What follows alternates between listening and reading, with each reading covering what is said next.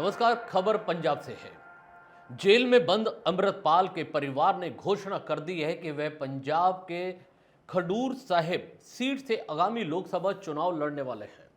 यह घोषणा अमृतपाल सिंह की मां बलविंदर कौर ने 26 अप्रैल को अपने बेटे से मुलाकात के बाद की है।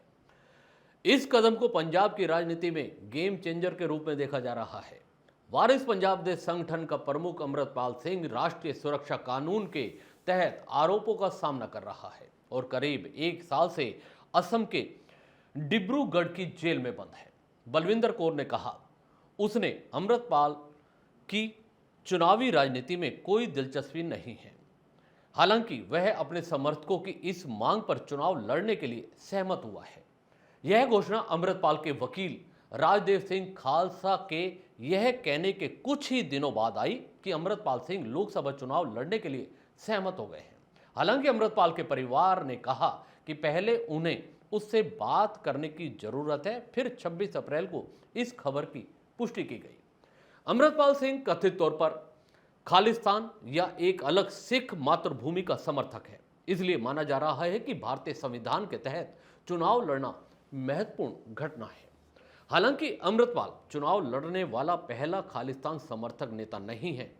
संगरूर से वर्तमान सांसद सिमरनजीत सिंह मान का भी कहना है कि वह अहिंसक है और संवैधानिक तरीकों का उपयोग करके खालिस्तान के लिए प्रयास कर रहा है। अगर अमृतपाल सिंह जीतता है तो उसे भी भारतीय संविधान के तहत शपथ लेनी होगी, जैसे मान ने 3 बार चुने जाने के बाद शपथ ली।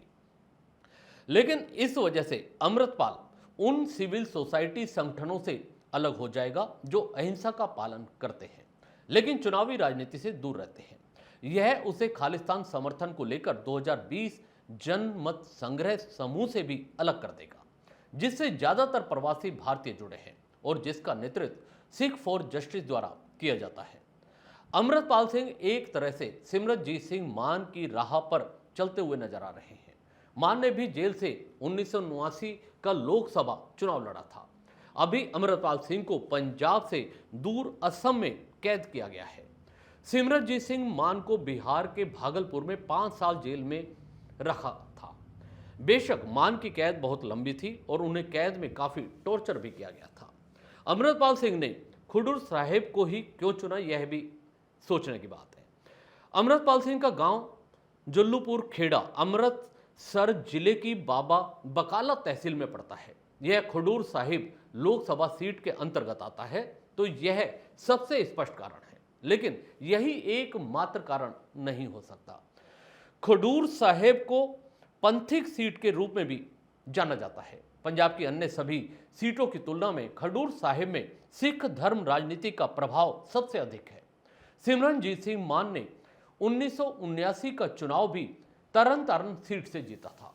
हालांकि परिसीमन के बाद इस सीट का अस्तित्व समाप्त हो गया और वही अधिकांश क्षेत्र पर नवनिर्मित खडूर साहिब सीट के अंतर्गत आ गए हैं। चूंकि ये पंथिक सीट है, इसलिए ये शिरोमणि अकाली दल का गढ़ मानी जाती है। कांग्रेस ने पिछले 50 सालों में केवल 2 बार ये सीट जीती है। 1992 तब नतीजों को संदिग्ध मानते हुए अकालियों ने इसका बहिष्कार किया था और दूसरा 2019 में। इस वर्चस्व का कारण जनसांख्यिकी भी है। यह पंजाब की ग्रामीण लोकसभा सीट है और सबसे अधिक सिख बहुमत वाली सीट मानी जाती है। खडूर साहिब के बारे में एक और दिलचस्प पहलू यह भी है कि यह पंजाब की एकमात्र लोकसभा सीट है जिसमें माझा में 6 खंड, दोआबा में 2 और मालवा का 1 क्षेत्र शामिल है।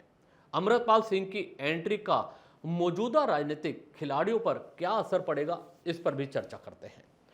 अमृतपाल सिंह की एंट्री से शिरोमणि अकाली दल, सिमरनजीत सिंह मान की अकाली दल, कांग्रेस, आम आदमी और बीजेपी पर अलग अलग तरीके से इसका असर पड़ने वाला है। पंथक एकता के लिए अब सुखवीर सिंह बादल को अमृतपाल सिंह का समर्थन करने के लिए मजबूर होना पड़ सकता है। बादल ने अभी तक खडूर साहिब से अपना उम्मीदवार घोषित नहीं किया है। वरिष्ठ नेता विक्रम सिंह मजीठिया और चिरसा सिंह बटहोर क्या है चिरसा है और विरसा सिंह आजा अंदर आजा वल्टोहा और विरसा सिंह वल्टोहा के नाम चर्चा में थे। अब इसकी संभावना कम है कि अकाली दल अमृतपाल सिंह के खिलाफ कोई मजबूत उम्मीदवार उतारेगा, क्योंकि एसएडी अगर अमृतपाल के खिलाफ उम्मीदवार उतारेगी तो उन पर पंथिक हित को धोखा देने का आरोप लगाया जा सकता है। एक ऐसा टैग जिसे वह 2015 के बेअदबी मामलों के बाद से हटाने की कोशिश कर रहे हैं। बल्कि संभावना तो यह है कि अकाली दल इस सीट पर अमृतपाल सिंह को समर्थन दे सकता है। अकाली दल वैसे भी अमृतपाल के मैदान में रहते हुए जीत नहीं पाता, इसलिए पार्टी के लिए सबसे अच्छा विकल्प अमृतपाल का समर्थन करके पंथिक मतदाताओं के बीच कुछ सद्भावना हासिल करना भी होगा। इससे संभवतः पार्टी को अन्य सीटों पर मदद मिल सकती है। सुखबीर सिंह बादल की तरह सिमरनजीत सिंह मान भी अमृतपाल सिंह की उम्मीदवारी को समर्थन देने के लिए मजबूर हो सकते हैं। उनकी पार्टी ने पहले ही खडूर साहिब से अपना उम्मीदवार घोषित कर दिया था, अब उन्हें उम्मीदवार वापस लेना पड़ सकता है। जबकि अमृतपाल सिंह की राजनीति में छवि मान की छवि जैसी हो सकती है। मान इस क्षेत्र में सबसे प्रमुख खिलाड़ी है जो 3 दशकों से अधिक समय से इस राजनीति लाइन पर स्थिर बने हुए हैं। मान ने अब तक अमृतपाल सिंह के पक्ष में बोला है, लेकिन यह देखना बाकी है कि अमृतपाल के राजनीति में उतरने के बाद समीकरण बदलते हैं या नहीं।